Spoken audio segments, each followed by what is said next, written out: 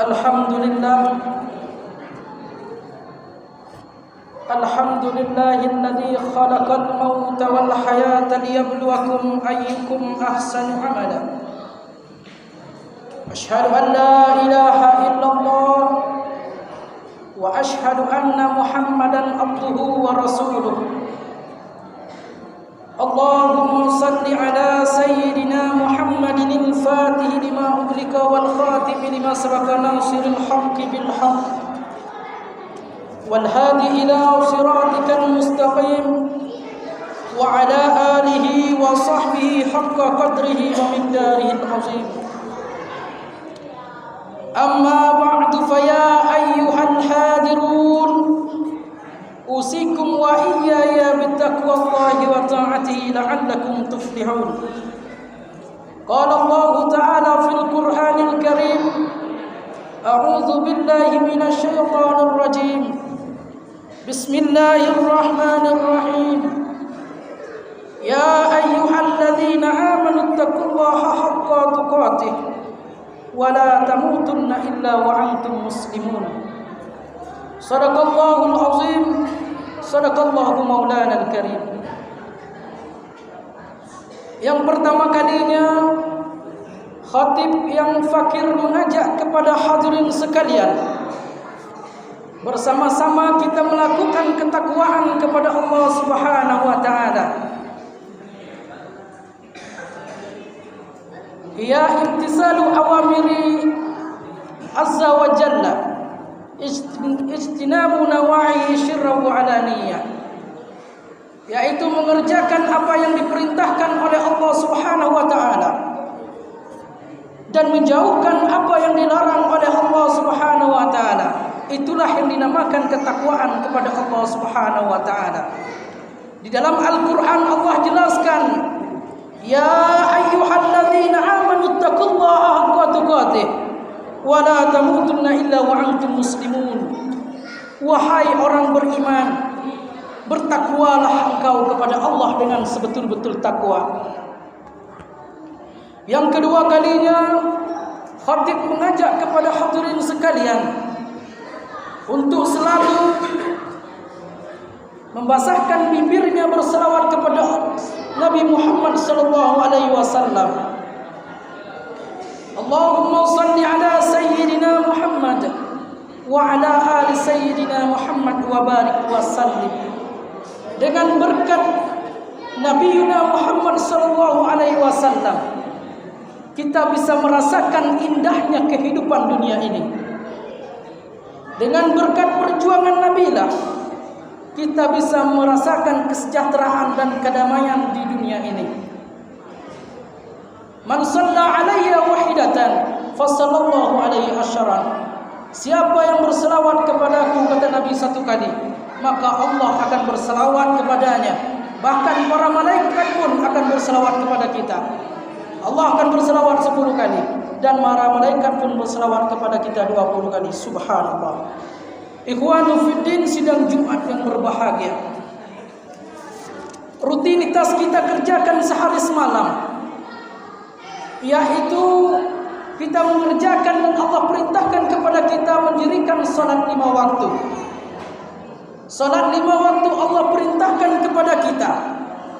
Amalan yang lain contohnya zakat, Allah perintahkan lewat firman-Nya. Puasa, Allah perintahkan kepada kita lewat firman-Nya. Tapi perintah salat, Nabi kita, junjungan kita, Nabi Muhammad sallallahu alaihi wasallam yang langsung menjemputnya. Ketika itu Rasulullah sallallahu alaihi wasallam menjemput salat dalam peristiwa yang kita kenal dengan Isra wal Mi'rajnya Nabi Muhammad sallallahu alaihi wasallam. Ketika itu Rasulullah menjemput salat menghadap Allah Subhanahu wa taala. Ikhwanu fiddin, sidang Jumat yang berbahagia. Karena demikian salat itu juga termasuk dalam rukun Islam. Baru orang tersebut dikatakan Islam bila mengerjakan salat yang 5 waktu. Yang pertama, kita diperintahkan untuk mengucapkan 2 kalimat syahadat, bersaksi tiada Tuhan selain Allah dan Nabi Muhammad adalah utusan Allah.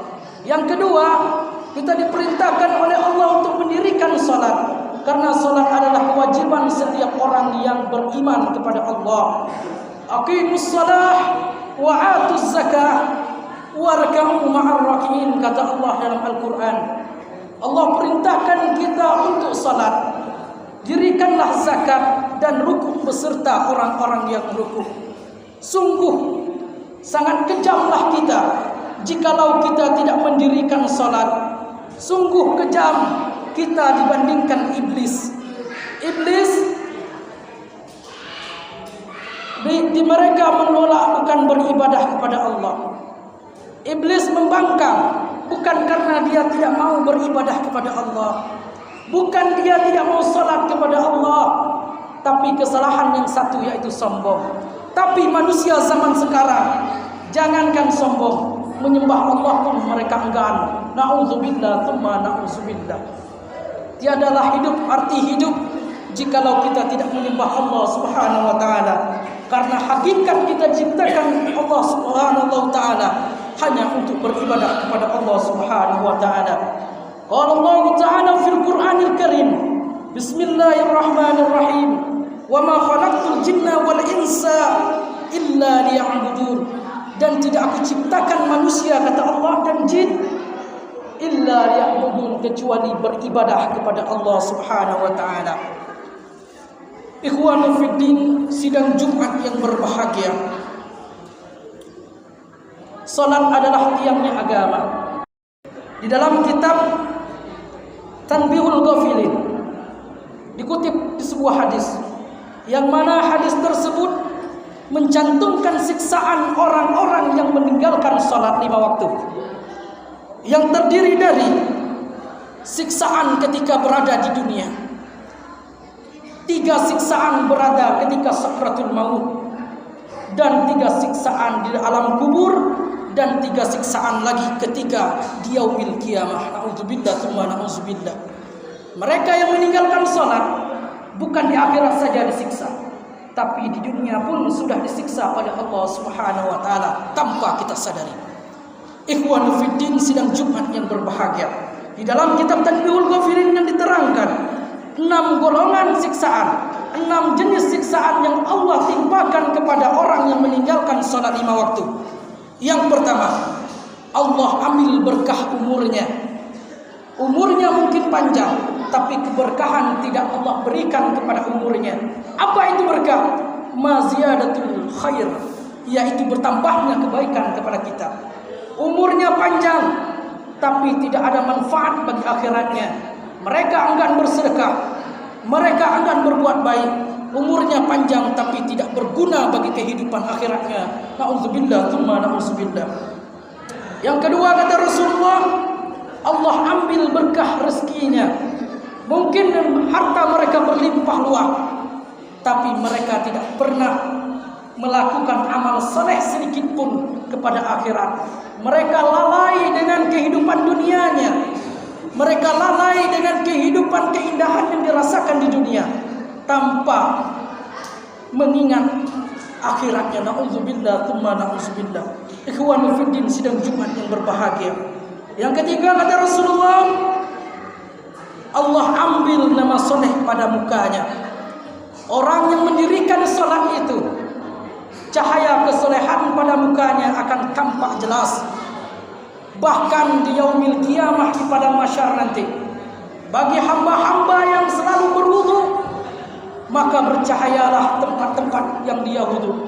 Mukanya akan bercahaya, lengannya akan bercahaya, kakinya pun akan bercahaya dengan sebab mulazamah dengan wudunya.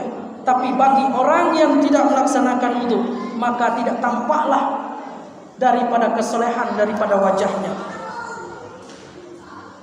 Yang keempat, kata Rasulullah, tidak terpelihara agamanya. Orang yang tidak mendirikan salat, agamanya akan tidak terpelihara. Mereka hidup dengan bukan arahan agama.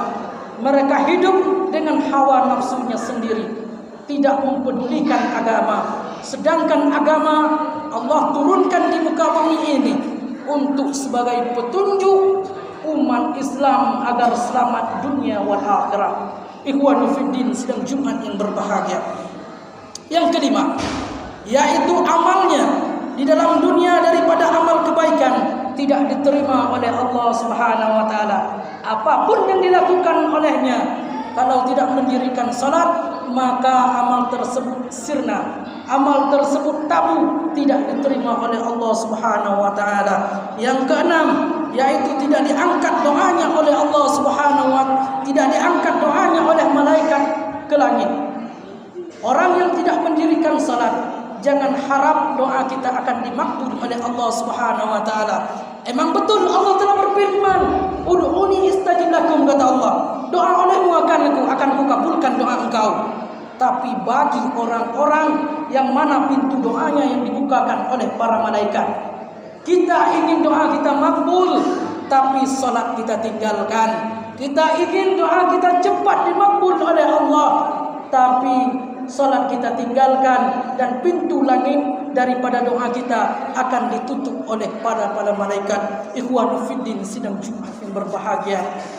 Adapun siksaan di dalam kitab Irsadul Ibad dikatakan 3 siksaan ketika meninggal dunia bagi orang yang meninggalkan salat. Yang pertama, mereka akan meninggal dalam keadaan hina.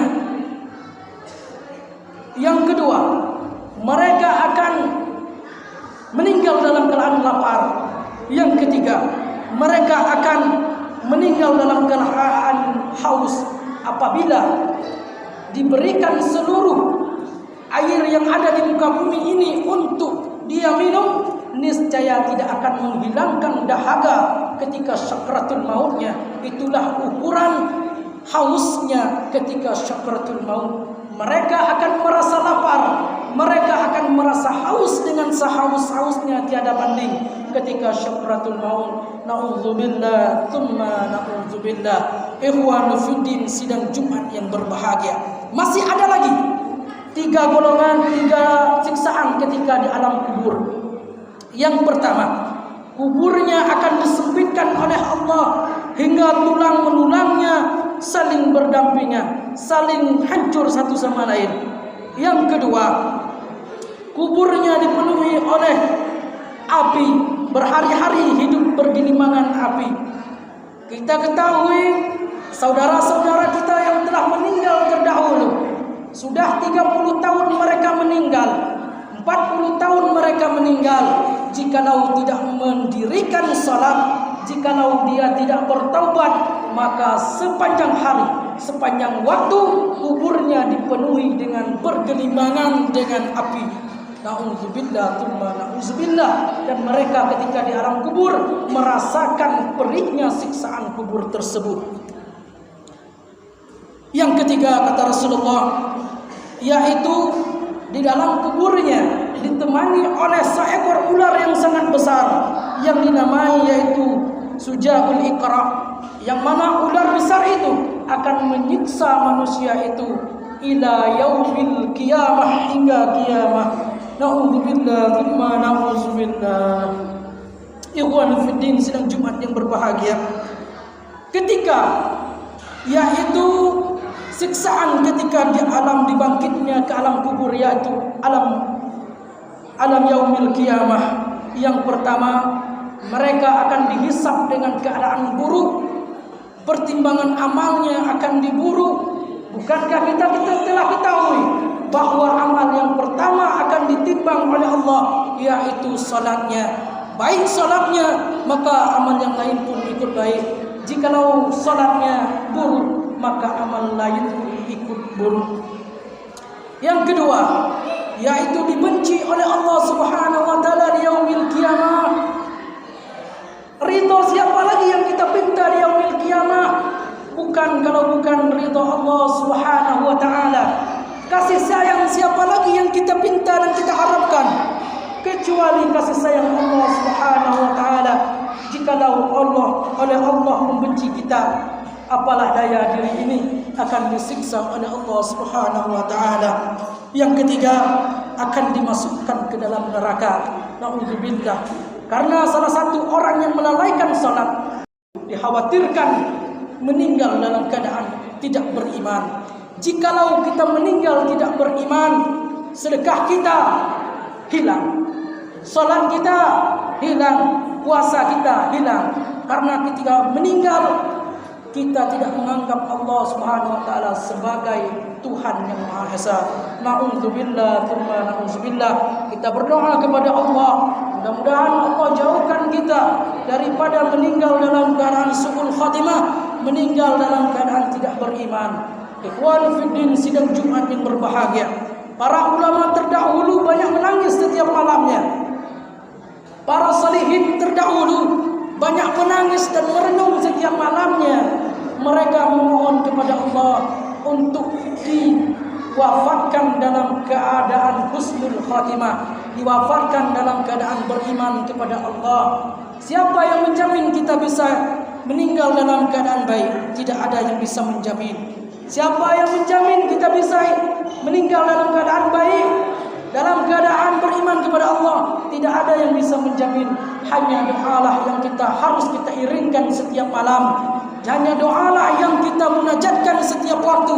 Setiap solat-solat kita berdoa kepada Allah. Ya Allah, wafatkanlah aku dalam keadaan husnul khatimah, yaitu dalam keadaan baik. Munajatkanlah doa tersebut. Mudah-mudahan Allah makbulkan segala doa kita. Ikhwan fiddin, sidang Jumat yang berbahagia.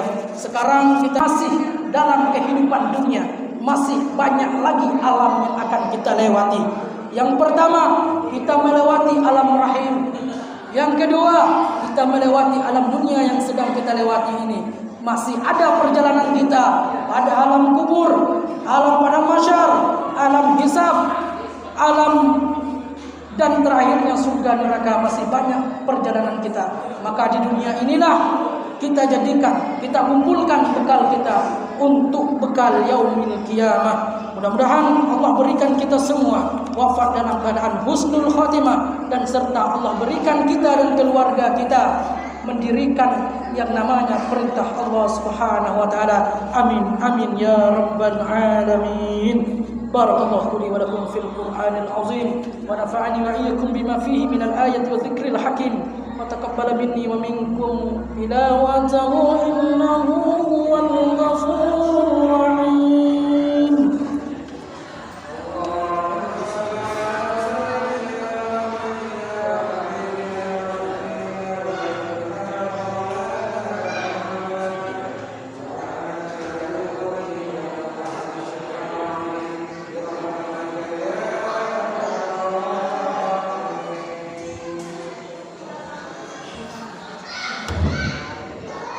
Alhamdulillahi Rabbil Alamin, wassalatu wassalamu ala ashrafil anbiya'i wal mursalin, Muhammadin wa ala alihi wa sahbihi ajma'in.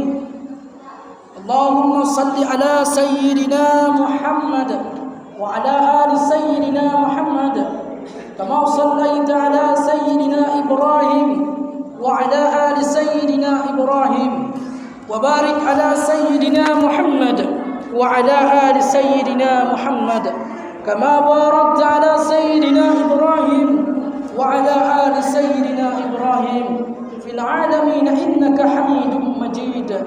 أما بعد فيا أيها الحاضرون أوصيكم وإياي بتقوى الله وطاعته لعلكم تفلحون. قال الله تعالى في القرآن الكريم: أعوذ بالله من الشيطان الرجيم. بسم الله الرحمن الرحيم. إن الله وملائكته يصلون على النبي يا أيها الذين آمنوا صلوا عليه وسلموا تسليما. اللهم اغفر للمسلمين والمسلمات والمؤمنين والمؤمنات الأحياء منهم والأموات إنك سميع قريب مجيب الدعوات يا قضيج الحاجات. اللهم اختم لنا أعمالنا بحسن الخاتمة ولا تختم علينا يا الله بالسوء الخاتمة. يا محول الأحوال حول حالنا إلى أحسن الأحوال.